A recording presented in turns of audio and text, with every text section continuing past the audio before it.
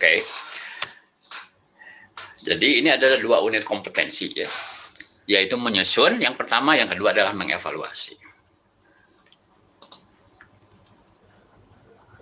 Ini yang mau kita capai sasaran belajarnya. Ini saya ambil dari apa yang ada di dalam SKKNI kita ya. Ini bagian pertama, yaitu menyusun standar atau SOP dari pengelolaan SDM di perusahaan kita. Ya. Nah, ini saya ambil dari kriteria unjuk kerja. Ya. Jadi ada 5 step di sini. Yang pertama adalah tujuan dan strategi fungsional, kebijakan MSDM, proses bisnis, dan pihak terkait diidentifikasi untuk penyusunan SOP ini. Jadi kalau ini kembali ke strategic management, maka sebelum SOP itu kan adalah strateginya dulu dan kebijakannya dulu. Ya.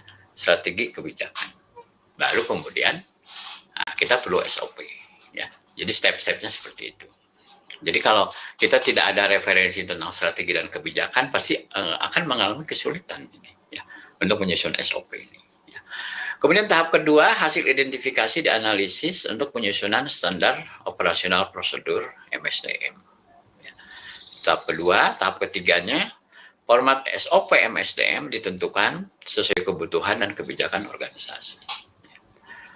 Tahap keempat, SOP MSDM disusun sesuai format dan pengelolaan proses bisnis yang berlaku di organisasi. Dan yang terakhir, yang kelima, SOP MSDM diterapkan setelah mendapat validasi dan pengesahan dari pimpinan organisasi yang berwenang dengan sosialisasi yang efektif.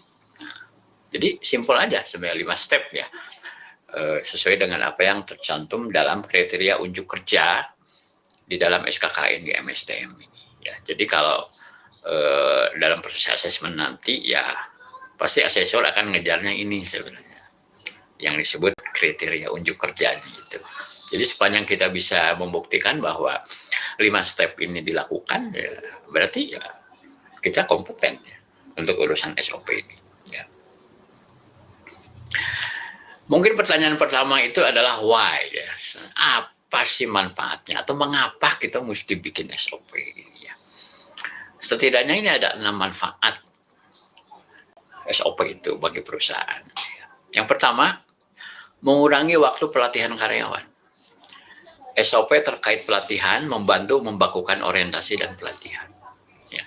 Apalagi perusahaan yang turnovernya tinggi ya. Untuk satu posisi itu ya 2 tahun ganti orang, gitu, setahun ganti orang. Ya.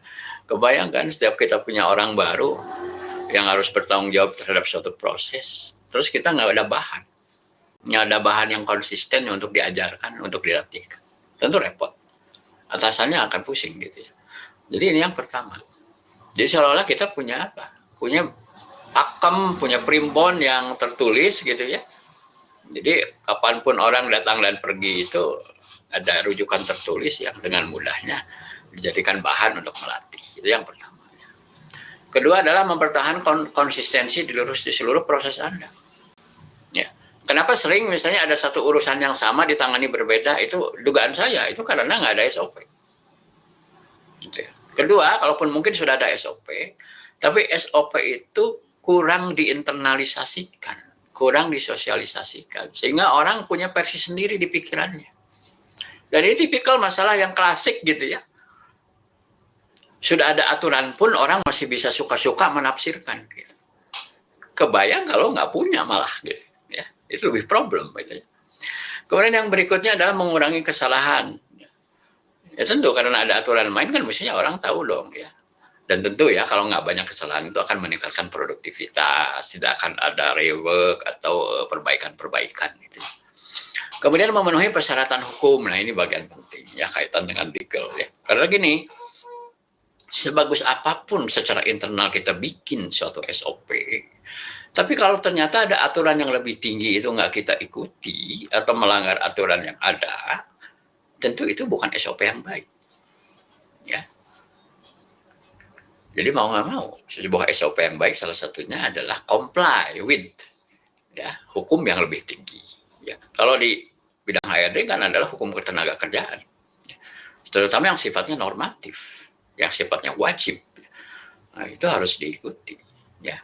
Misalnya tentang upah terendah gitu. Ternyata upah terendahnya itu setengah dari upah minimum, ya salah dong gitu ya. Upah terendah itu kan minimal sama dengan upah minimum misalnya. Apalagi cara menghitung upah lembur, misalnya kok rumus-rumusnya beda, perhitungan perkelipatan dan perkalian kok beda, itu lebih kecil daripada apa yang diatur di undang-undang, ya tentu salah itu. Ya. Kemudian menetapkan rantai komando. Nah, kalau aturan main jelas, suatu proses itu berlangsung dari mana ke mana dan melekat pada pejabatnya siapa, ya, dan udah jelas di dalam prosedur ditulis pelaku-pelakunya siapa, itu kan artinya tidak boleh ada orang yang bukan kewenangannya ngurusin masalah itu atau memberi instruksi kepada bawahannya melakukan sesuatu yang bukan wilayah dia, gitu kan? Karena kan sudah ada tertulis di aturannya siapa melakukan apa. Ya. Kemudian terakhir transfer pekerjaan lebih mudah. Ini sebenarnya kaitan dengan yang pertama tadi ya. Jadi kita kalau mau memindahkan suatu fungsi atau suatu subfungsi ke unit yang lain pun, misalnya kalau dipandang perlu begitu, itu karena sudah ada SOP-nya kan lebih mudah. Ya sama saja ini prosesnya proses belajar sebenarnya. Bagaimana sesuatu proses itu diserahkan ke pelaku yang berbeda. Kalau ada SOP tertulis kan lebih mudah. Ya, orang kan tinggal baca. Ya.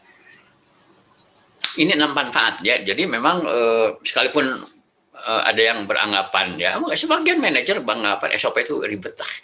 Jadi repot katanya ya, mesti nulis ini kan kita udah biasa kok ngerjain ini. Betul, Anda kan melakukannya puluhan tahun gitu, tapi pertanyaannya apakah Anda akan ada di situ terus atau Anda nggak akan mengalami promosi?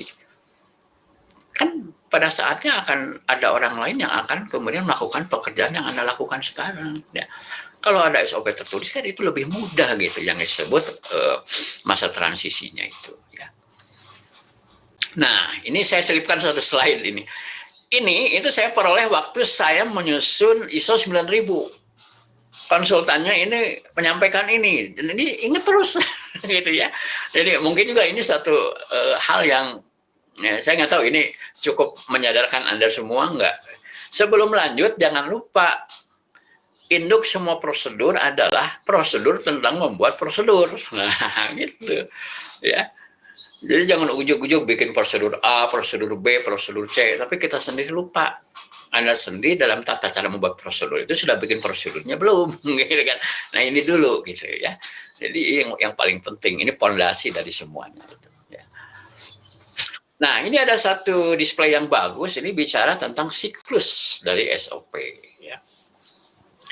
Dikatakan di sini prosedur operasi standar atau SOP adalah kunci dari banyak bisnis saat ini. Tidak hanya mendokumentasikan proses yang berhasil untuk mempertahankan kualitas produk, keluaran atau prosedur. Dalam banyak situasi, SOP ini adalah kunci untuk memastikan kepatuhan terhadap peraturan. Pembuatan SOP hanyalah salah satu bagian kecil dari kesuksesan. Seluruh siklus hidup perlu dipertimbangkan mulai dari pembuatan hingga pelatihan dan distribusi. Kemudian dalam jangka panjang perlu ada pertimbangan untuk review dan update. Jadi kalau dilihat perputarannya ini dimulai dari sini ya, dari scope and purpose ya. Nah ini scope, existing or new ya, apakah ini kita bikin yang baru atau memperbaiki yang ada, apa yang dibutuhkan dan apa sasarannya. Ya. Kemudian yang kedua adalah tentang audience dan authors ya. Ini buat siapa gitu ya, dan seterusnya ya, end user manajemennya dan seterusnya. Kemudian yang ketiga ini format dan writing style. Nah itu mau cara penulisannya mau bagaimana, mau lebih kepada verbal ya, atau mau secara visual atau dua-duanya gitu ya, flowchart dan sebagainya ya. Atau hanya sekedar daftar sederhana ya. Kemudian test and adjust. Nah ini kan sebelum diberlakukan harus diuji dulu ya. Kami biasa menyebutnya trial dulu ya. End user dan mungkin ada adjustment. Terutama sih pemilik proses ya, yang harus dilibatkan. Jangan sampai gini loh. Kadang-kadang gini, departemen kami sendiri di departemen sistem itu kadang-kadang mereka suka lupa gitu. Mereka bikin gitu, tapi tidak benar-benar berkolaborasi dengan pemilik proses. Nah, pada saat pelaksanaan itu kemudian ternyata timbul banyak kendala ya dalam eksekusinya. Kemudian mengenai distribusi dan pelatihan ya tentang SOP library ya. targeted distribution dan memastikan bahwa semuanya itu sudah menyeluruh ya. Dan ini adalah review and update ya.